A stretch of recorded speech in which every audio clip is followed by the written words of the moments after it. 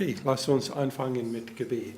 Vater, ich danke dir für die Gelegenheit, die wir heute haben, dass wir können wieder hier kommen und dass wir können gemeinsam miteinander haben. Vater, ich bete, dass du wirst uns heute segnen. Ich bitte in Jesus' Namen. Amen.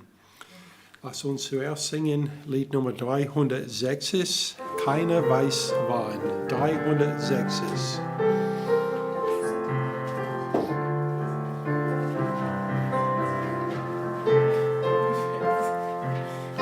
Keiner weiß wann, keiner weiß wie, doch alle werden es sehen.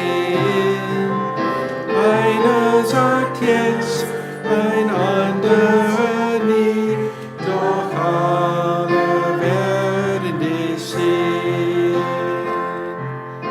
Du hast gesagt, du kommst zurück, und alle werden es sehen. Du allein weißt den Augenblick, doch alle werden es sehen. Wird es Tag oder Nacht bei uns sein? Kommst du in unser Spiel, unsere Arbeit hinein?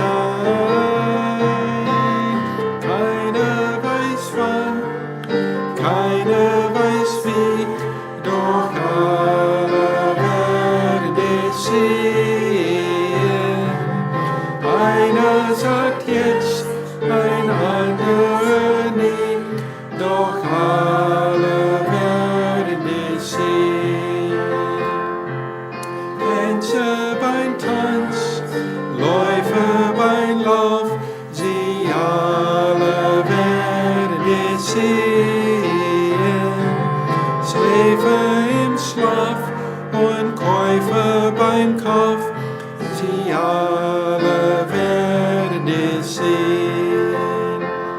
Und dann zweifelt der Zweifler nicht mehr, denn dann weiß den Grab war am dritten Tag leer. Keiner weiß wann, keiner weiß wie, doch alle werden es sehen. Einer sagt jetzt, ein anderer nie, doch alle werden es sehen. Beter auf Knien, Kranke im Leid, alle werden es sehen. Freunde beim Fest und Feinde beim Streit, alle werden es sehen. Und wir sehen, wenn der Schleier sich hebt. Du hast immer schon bei uns auf Erden gelebt. Keiner weiß wann, keiner weiß wie, doch alle werden es sehen. Einer sagt jetzt, ein anderer nie, doch alle werden es sehen. Mancher erschreckt, mancher erfreut, alle werden es sehen. Mach uns bereit für jene Zeit, wenn wir das alle sehen. Und zunächst 265. Viele Wege gibt es. 265.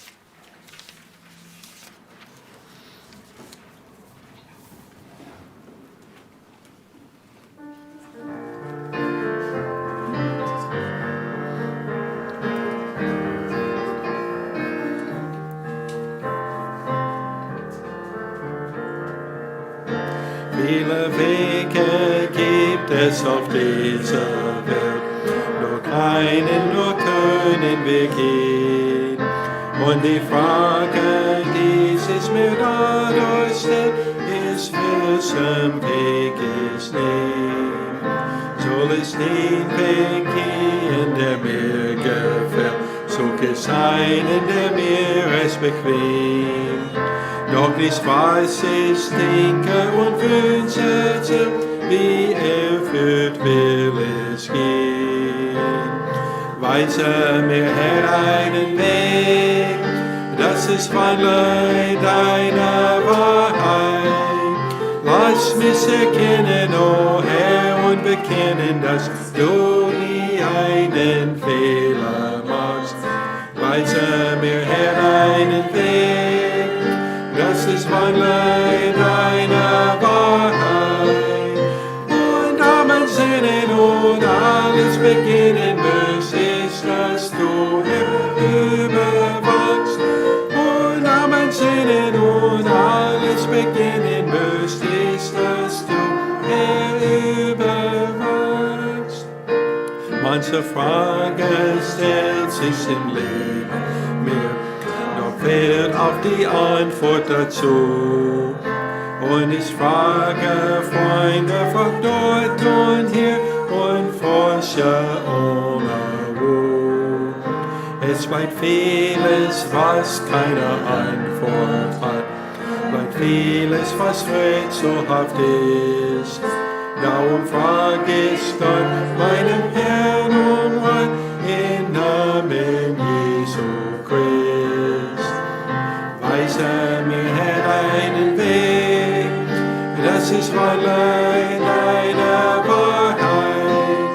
Lass mich erkennen, oh Herr, und bekennen, dass du nie einen Fehler machst. Weise mir, Herr, einen Weg, das ist allein deine Wahrheit. Und Amen sinnen und alles beginnen muss, ist, dass du Herr überwachst. Und Amen sinnen und alles beginnen muss, ist, dass du Herr überwachst.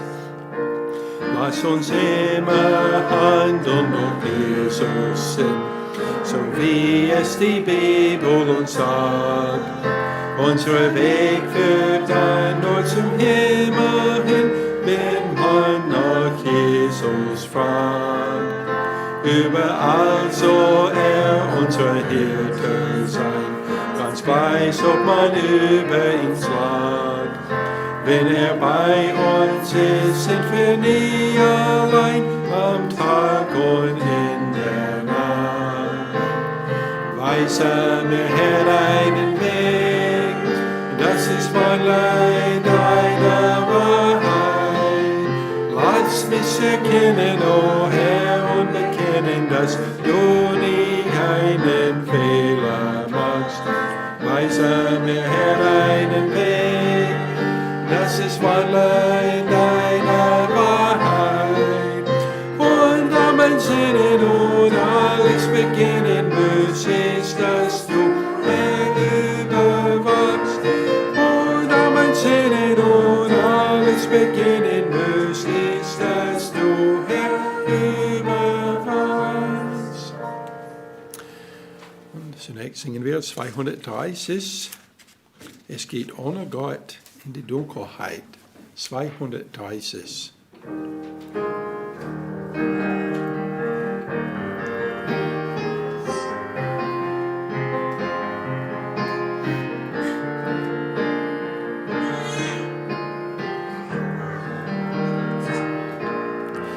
Es geht ohne Gott in die Dunkelheit, aber mit ihm gehen wir ins Licht. Sind wir ohne Gott, mag die Angst ist breit, aber mit ihm fürchten wir uns nicht. Als die Welt noch jung war, noch die klaren Spuren Gottes trug, wollten Menschen schon so klug und ewig sein wie er. Und bevor sie es versuchten, fühlten sie sich stark genug. Doch wohin es führte, merkten sie erst hinterher. Es geht ohne Gott in die Dunkelheit, aber mit ihm gehen wir ins Licht. Sind wir ohne Gott, macht die Angst sich breit, aber mit ihm fürchten wir uns nicht. Lernen wir doch endlich aus den Fehlern der Vergangenheit. Fängt nicht ohne Gott die Flut von Leid und Kriegen an. Floss nicht schon genügend Blut, ist es nicht wirklich an der Zeit, Gott zu suchen, der allein uns Menschen ändern kann. Es geht ohne Gott in die Dunkelheit, aber mit ihm gehen wir ins Licht.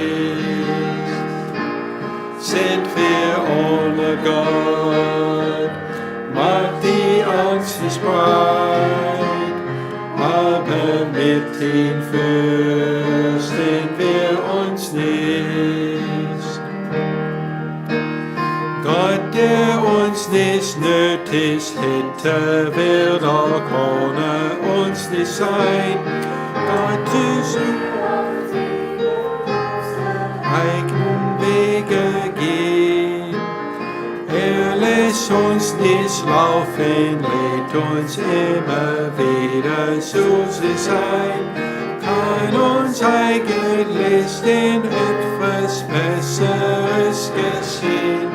Es geht ohne Gott in die Dunkelheit, aber mit ihm gehen wir ins Licht. Sind wir ohne Gott, macht die Angst sich breit, aber mit ihm fürchten wir uns nicht. Mehr noch als die Luft, die uns umgibt und die uns lieben lässt, brauchen wir die Nähe Gottes jeden Augenblick. Und wenn ich ersticken will, der macht am besten heute fest, dass Gott will, dann lernt es durch uns durch. Es geht ohne Gott in die Dunkelheit, aber mit ihm gehen wir ins Licht. Sind wir ohne Gott, macht die Angst sich breit, aber mit ihm fürchten wir uns nicht. Heute haben wir Jugendtreff nach dem Gottesdienst bei uns zu Hause. Wir werden diese Woche den Hauskreis über Jeremia haben. Wir machen das über WhatsApp mit Uwe in Berlin. Und dann es gibt auch während der Woche, es wird einen Podcast geben zum Thema Philippi. Und man kann auch zurückgehen und alle anderen, die schon da sind, auch zu hören. Und auch, ich habe entschieden jetzt, also ab nächste Woche, auch das Predigt nach der Gottesdienst, also ich kann es nicht sofort machen, aber nach der Gottesdienst, ich werde das auch zu einem Podcast machen, sodass wenn jemand das verpasst oder in der Woche das nochmals hören möchte, man kann das auch über Handy oder etwas mit Spotify nochmals anhören oder zum ersten Mal anhören. Und das macht es leichter, als wenn man am Video setzen muss, am Computer setzen muss, um das zu schauen.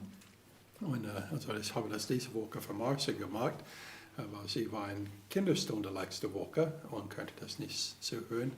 Und es braucht nicht viel Zeit, so ich werde das jede Woche machen und dann das gibt noch eine Gelegenheit, das anzuhören. Die Sammlung ist hier am Ausgang, kann man machen nach dem Gottesdienst. Zunächst singen wir 336, meine Zeit. 336.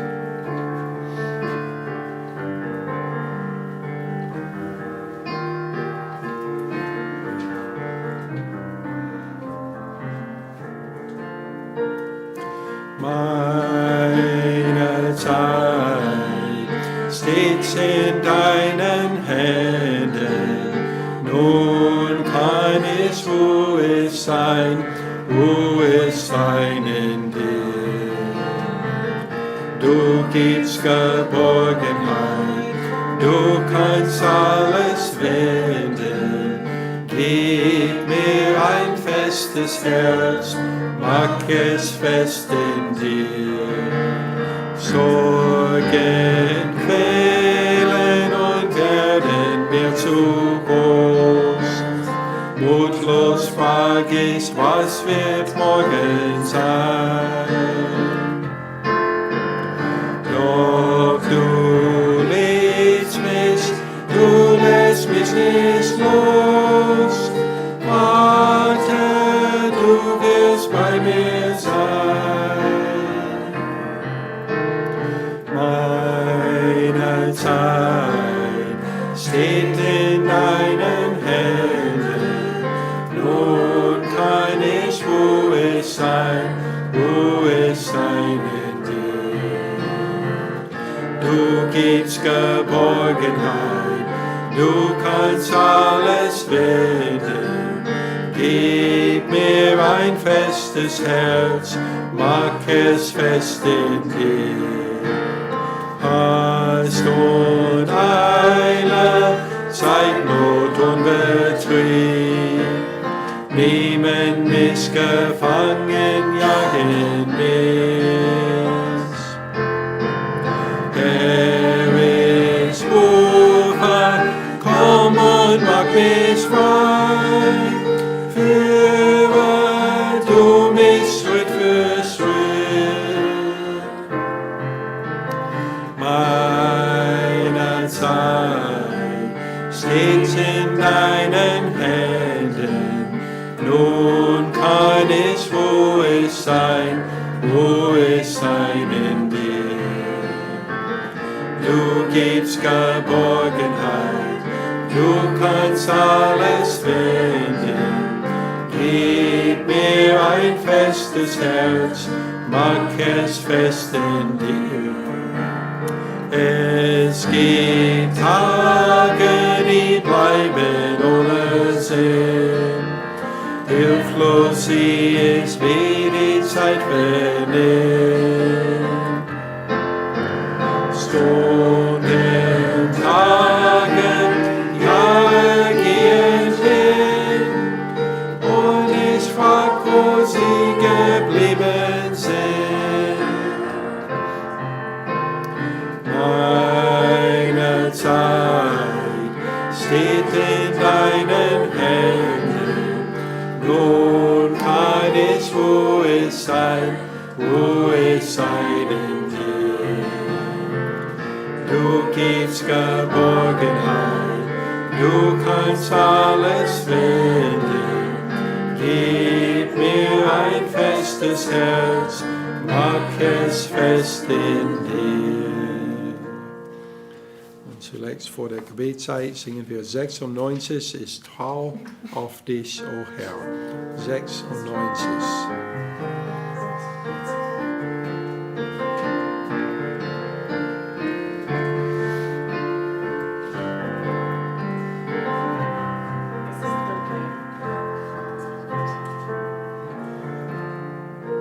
Ich trau auf dich, o Herr.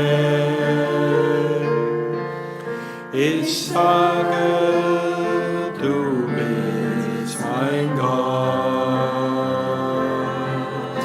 In deiner Hand steht meine Zeit, in deiner Hand steht meine Zeit.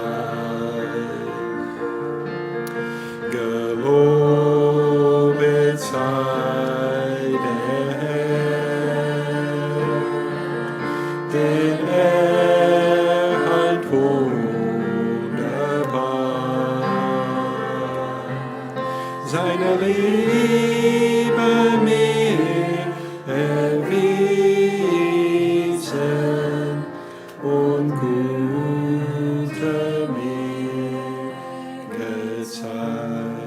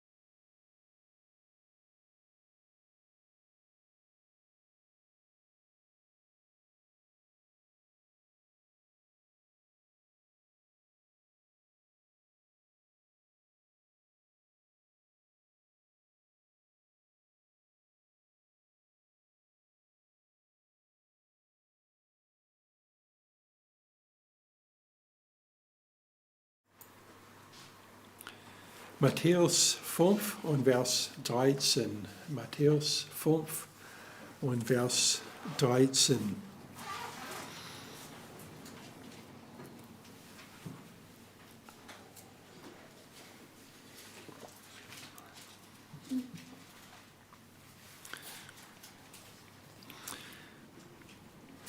Ihr seid das Salz der Erde. Wenn aber das Salz fade wird, womit soll es wieder salzig gemacht werden? Es taugt zu nichts mehr, als dass es hinausgeworfen und von den Leuten zertreten wird. Lass uns nochmals beten. Vater, ich bete, dass du wirst dein Wort segnen, dass du wirst uns helfen zu verstehen, was es bedeutet, Salz zu sein, hier in diese schwierigen Zeiten, in denen wir jetzt leben. Bitte segne uns. Ich bitte in Jesus' Namen. Amen. In biblischen Zeiten wurden Soldaten manchmal mit Salz bezahlt. Und wenn ein Soldat war unwirksam, es wurde gesagt, er war sein Salz nicht wert. In der arabischen Kultur ein Mann, der am Salz eines anderen teilnimmt, das heißt mit ihm eine Mahlzeit isst, der steht unter seinem Schutz und seiner Fürsorge. Also wenn dein am schlimmsten Feind kommt und ist bei dir in der Kultur, du musst ihn schützen, solange als er da ist. Denn Salz war ein Bild von Freundschaft.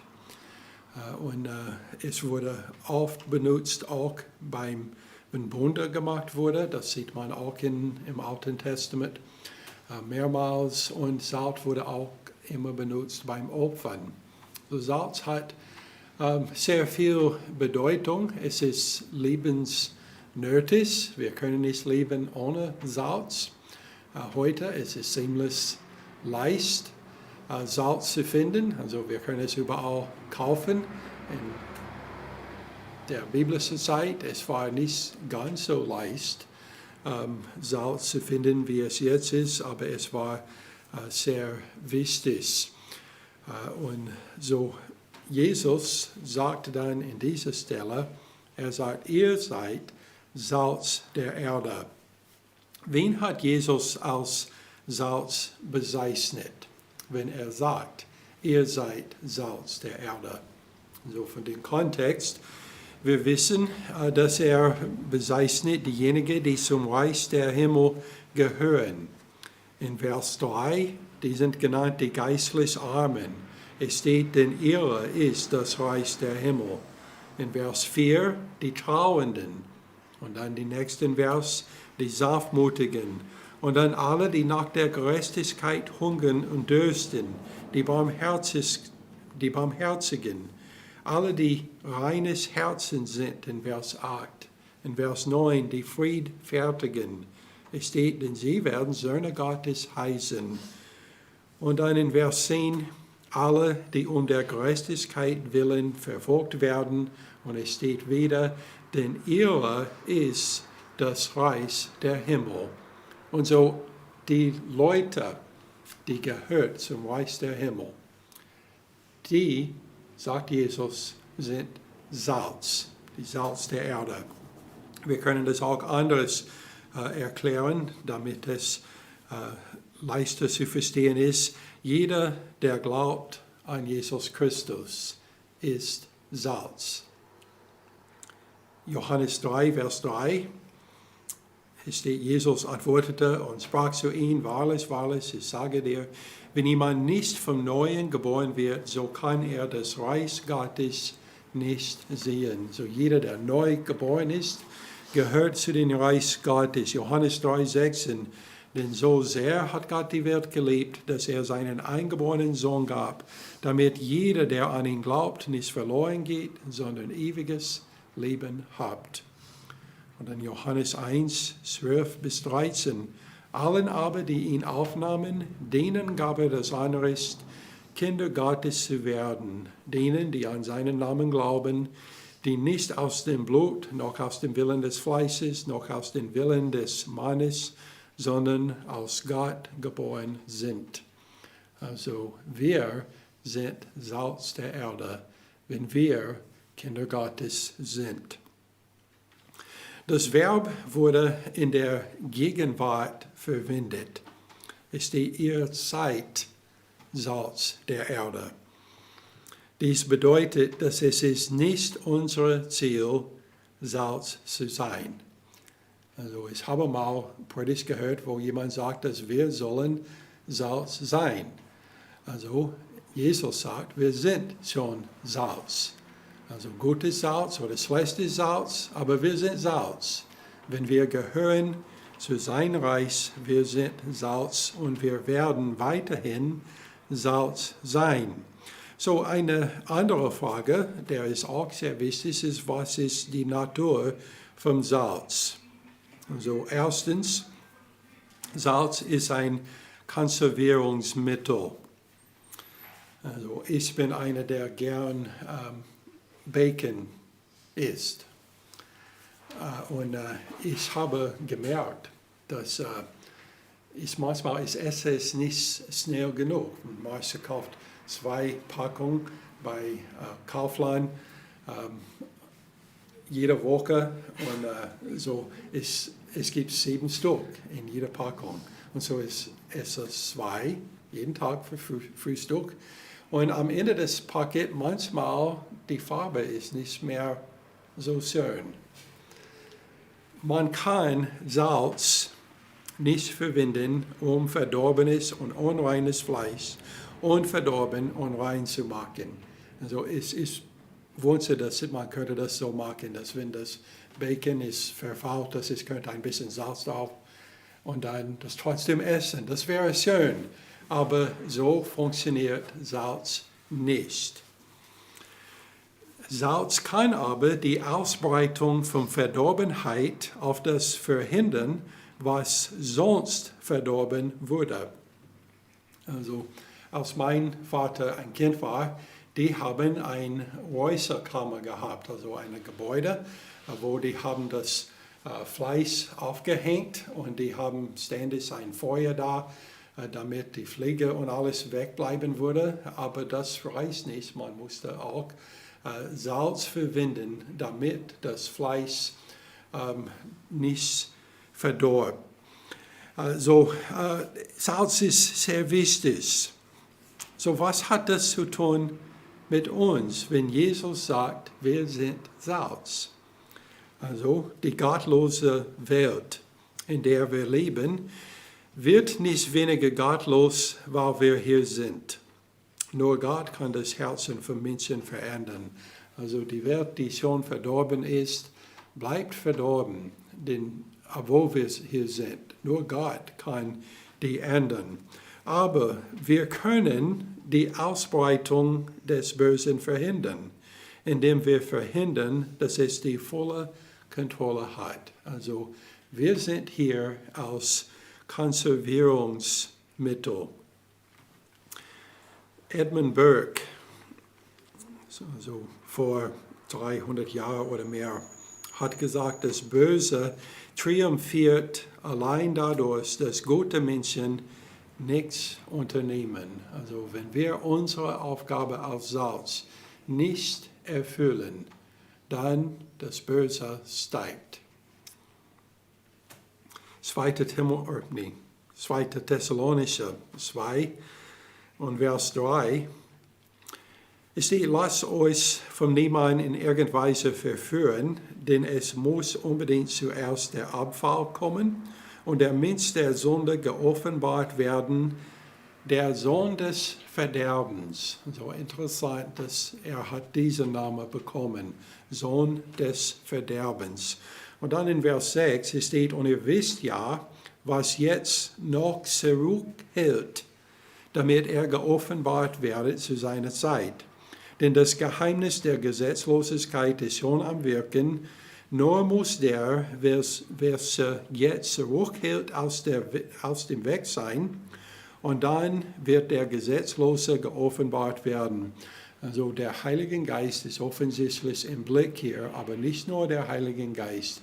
die Gemeinde Jesus Christi ist auch im Blick hier. Denn wir sind Salz der Erde. Wir sind hier als Konservierungsmittel, damit das Böse nicht alles übernimmt. Also es scheint, dass es gibt nicht genug Salz zurzeit auf Erde. Denn es ist immer schlimmer und schlimmer geworden. Aber Salz hat auch eine andere Nutzung. Salz ist ein Würzmittel. Daniel Webster hat gesagt, dass was Menschen zu guten Christen macht, macht sie auch zum guten Staatsbürgern. Also es als Würzmittel, also Christen, macht Sachen irgendwie besser, also besser Geschmack, denn wir sind Salz, also wie Würzmittel. Gläubige, die die Innewohnung des Heiligen Geistes widerspiegeln, verliehen jeder Umgebung, in der sie sich befinden, Freude, Sympathie und Freundlichkeit. Also Salz ist ein Würzmittel. In jedem Umfeld sind die zuverlässigsten, ehrlichsten und fleißigsten Arbeiter die Gläubigen. Und so, wir haben diese zwei Aufgaben als Salz. Wir sind Konservierungsmittel, aber auch Würzmittel hier auf der Erde. Jesus hat gesagt, ihr seid das Salz der Erde. Und dann er sagt, wenn aber das Salz fade wird, womit soll es wieder salzig gemacht werden? So, das ist eine andere sehr wichtige Frage. Wie kann Salz salzlos werden?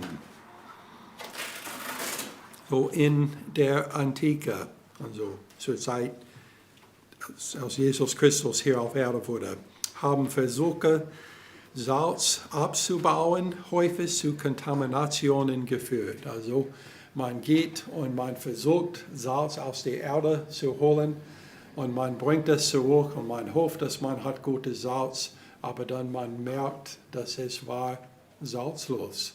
Was man gehofft hat, wurde gutes Salz, war nicht und es hat keinen Wert als Konservierungsmittel oder als Würzmittel. Und so was kann man mit solchem Salz machen?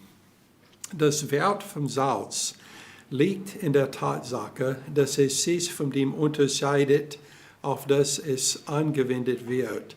Und so, wenn es gibt keinen Unterschied zwischen Salz und wo es gebraucht wird, dann Salz wird keinen Unterschied haben. Es wird nicht nutzvoll als Konservierungsmittel oder es ändert den Geschmack nicht, denn es hat kein Salz drin. Es ist salzlos und so, es hilft nicht. Wenn wir diesen Unterschied verlieren, also der Unterschied zwischen uns als Salz und die Welt, die nicht Salz sind, wenn wir diesen Unterschied verlieren, verlieren wir die Fähigkeit, den Einfluss zu haben, die Gott für uns geplant hat. Also wenn wir sehen aus, genau wie der Welt, dann wir sind eigentlich nicht mehr Salz. Wir haben unsere Salzigkeit verloren.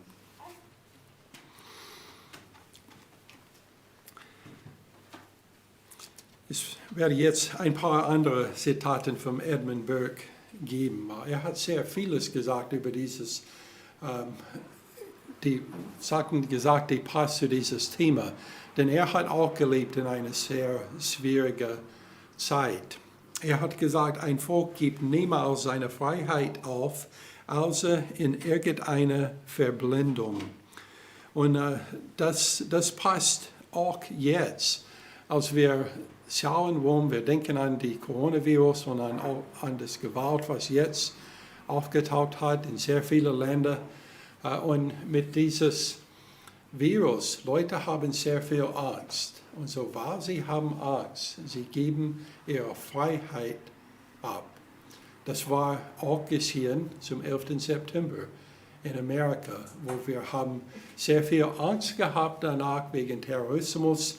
Und so wir haben gesagt, ja, wir lassen zu, dass der Staat noch mehr Gelegenheiten hat, zu forschen und zu sehen, was wir machen. Und die können unsere Telefonkonversationen anhören und solche Dinge. Und wir haben das abgegeben aus Angst. Und das hat Edmund Burke damals gesagt. Aber als Christen, wir sind Salz. Und so wir müssen weiterhin die Wirkung haben auf die Kultur und auf die Erde, dass es nicht schlechter geht. Es gibt eine Grenze, wo Zurückhaltung aufhört, ein Tugend zu sein. Also wir sind hier als Salz und das heißt, manchmal wir müssen doch etwas machen. Er hat auch gesagt, niemand hat einen größeren Fehler gemacht als der nichts getan hat, weil er nur wenig tun konnte. Ich habe gesehen im Nachrichten diese Woche mehrere Bilder davon in Myrtle Beach, South Carolina am 1. Juli. Da waren Tausende von Seesternen auf dem Strand. Es passiert manchmal, meistens wegen Gewitter, ein Orkan oder etwas. Und so es gibt sehr viele von diesen Sternen dann am Strand. Vor mehr als 50 Jahren, jemand hat etwas darüber geschrieben. Ich kann nicht sagen, ob es wirklich geschehen war oder nicht. Es kann sein, es war mehrmals geschehen. Denn diese Geschichte klingt als etwas, was könnte in Wirklichkeit öfter passieren. Also jedes Mal, dass es sowas gibt. Aber diese Geschichte geht so. Nach einem Unwetter waren am Strand unzählige Seesterne angespült worden. Ein kleiner Junge lief dort entlang, nahm Seestern für Seestern und warf sie zurück ins Meer. Ein Mann, der das beobachtete, ging zu dem Jungen und sagte, das ist sinnlos, der ganze Strand ist voll von Seesternen, du kannst sie nicht alle retten. Was du tust, ändert nicht das Geringste. Der Junge überlegte kurz, ging zum nächsten Seestern, hob ihn vom Boden auf, warf ihn ins Meer zurück und sagte, für ihn ändert es alles. Also wir können nicht alle Menschen retten, aber wir sind hier als Salz. Und da wir können nur wenig tun als Salz, das heißt nicht, dass wir sollen nichts tun. Noch ein Zitat von Edmund Burke. Er sagt, alles was nötig ist, damit das Schlechteste in der Welt gewinnt, sind genug gute Menschen, die nichts tun. Also wenn wir Salz sind, aber wir werden dann salzlos, dann warum sind wir überhaupt hier? Wir sind dann nutzlos. Markus 9, Vers 50, da hat Jesus gesagt, das Salz ist etwas Gutes. Wenn aber das Salz salzlos wird, womit soll ihr es würzen? Habt Salz in euch und haltet Frieden untereinander. Es gibt noch eine Frage zu diesem Text, was ist sehr wichtig. Und das ist, was hat Jesus gesagt, wird mit schlechtem Salz gemacht? Er sagt, wir sind Salz, aber er dann redet über Salz, der salzlos wird. In Lukas 14, Vers 34, er sagt, es ist weder für das Erdreich noch für den Dünger tauglich. Man wirft es hinaus, wer Ohren hat zu hören, der höre. Also der Erde, was abgebaut wurde als Salz, also mit Verdacht, dass es Salz wurde. Und dann man merkt, dass es ist also salzloses Salz, es gibt nicht genug Salz da drin, um das zu verwenden als Konservierungsmittel. Auch nicht genug drin, dass man könnte das als Gewürze nutzen. So man muss es irgendwo wegwerfen. Aber es ist nicht tauglich, steht es für den Erdreich, denn wenn man das da auf den Erdreich macht, dann wird das Erde dann unfruchtbar. Also als ich ein Kind war, wir haben selbstgemachte Eis öfter gemacht. Also manche von der Gemeinde haben schon mal dieses gehabt und wir haben das gemacht. Wir haben ein Eimer aus Holz und dann war ein kleiner Eimer drin und zwischen diese beiden war ein Eis und wir mussten viel Salz darauf machen, damit das Eis wird schmelzen und dann wird es dann noch kälter. Und so haben wir das dann, die Dinge, die Innere gedreht und das hat den Eis gefroren und es schmeckt wirklich gut. Aber wenn wir fertig waren, wir haben einen Eimer mit so viel Salzwasser drin. Und man muss etwas damit machen. Und so mein Vater hat gesagt, also entlang dem Haus, wo Gras wächst viel, und wir möchten es nicht, wir werden das da machen, damit es nicht weiter wächst. Also es war untauglich aber für den Garten und so wir haben es nicht da gebracht. Und es ist auch nicht für den Dünger tauglich. Also warum ist das wichtig? Weil die Dünger wurde dann verwendet im Garten. Und so wenn man das Salz da mit aller anderen Müll macht, es wird das dann untauglich machen. Und so, wo kann man hin mit diesem salzlosen Salz? Er sagt, es taugt zu nichts mehr, als dass es hinausgeworfen und von den Leuten zertreten wird. Also Salz ist wie Gift in einer Gemeinde, weil Kompromiss zu mehr Kompromissen führt. Also wenn wir salzlos sind, es wird noch schlimmer werden. Also Salz kann das, was schon verdorben ist, nicht ändern. Es hindert, dass der Verdorben verbreitet. Und so, wenn wir salzlos sind, es ist wie Gift und es macht es schlimmer. Die Welt lobt Häuseleien nicht. Wenn du behauptest, ein Kind Gottes zu sein, erwartet die Welt, dass du wie eines leben wirst. Also wenn die Welt sieht jemanden, der behauptet, Christ zu sein und sieht, dass die sind nichts anderes als die Welt, die sehen die nicht als Salz, das heißt, dass dieses Christ ist dann salzlos geworden. Und Jesus sagt, die sind dann untauglich, denn sie haben den Unterschied verloren, was wirksam ist. Wenn du schlechtes Salzes bist, wirst du dann von der Welt zertreten sein. Es ist nicht leicht, anders zu sein, aber die Welt braucht dringend Salz. Die Welt braucht für uns Salz zu sein und wir sollen gutes Salz sein. 2. Timotheus 3,13, es steht, böse Menschen, aber und Betrüger werden es immer schlimmer treiben, indem sie verführen und sich verführen lassen. Du aber bleibe in dem, was du gelernt hast und was dir zur Gewissheit geworden ist, da du weißt, von dem du es gelernt hast und weil du von Kindheit an die Heiligen Schriften kennst, welche die Kraft haben, dich weise zu machen zur Errettung durch den Glauben, der in Jesus oder Christus Jesus ist. Also die Welt wird immer schlimmer werden. Das wissen wir. Jesus hat uns hintergelassen hier auf Erde als Salz. Christus hat gesagt, dass wir Salz sind. So die Frage ist, bist du gutes Salz oder wertloses Salz? Du bist einer oder der andere. Lass uns beten. Vater, ich danke dir für diese Stelle, wo Jesus hat uns verglichen mit Salz. Und Vater, ich bete, dass du wirst uns helfen zu verstehen, was das bedeutet und dass wir werden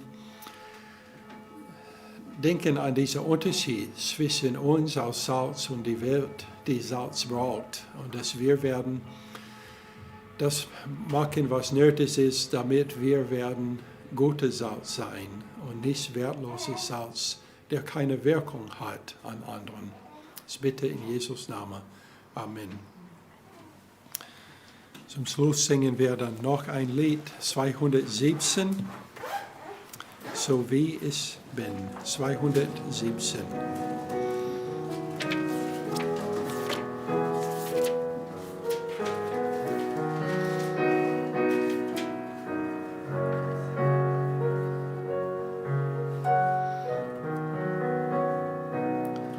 So wie ich bin, so muss es sein, nicht meine Kraft, nur du allein.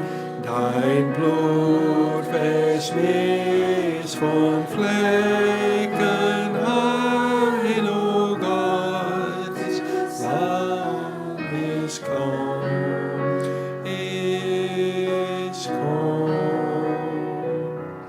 So wie ich bin, von Sturm gejagt, mit bangen Zweifeln aufgeplagt, von Feind bedroht und sehr verzagt, o Gott, jetzt lass mich kommen.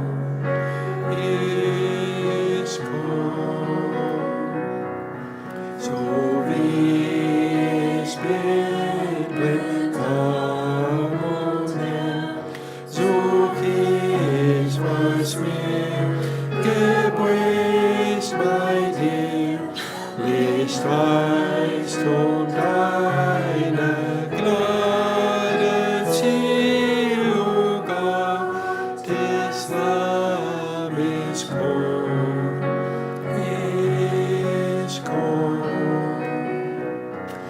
Gott, wie ich bin, nimmst du mich an.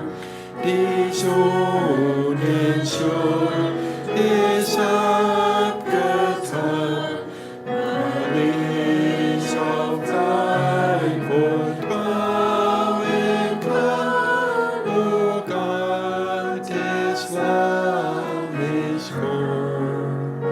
Ich komm. Gott, wie ich bin, was mich noch hält, vor deiner Liebe ins Haus zerfällt. Die hab ich ewig mich verwehrt, o Gott, jetzt lass mich kommen. Ich komm. Lass uns beten. Vater, bitte segne uns diese Woche und hilf uns, die gute Salz zu sein in der Welt. Und gib uns auch den Mut, mit anderen zu reden über Jesus Christus. Ich bitte in Jesus' Namen. Amen. Tschüss, Uwe. Schönen Sonntag noch.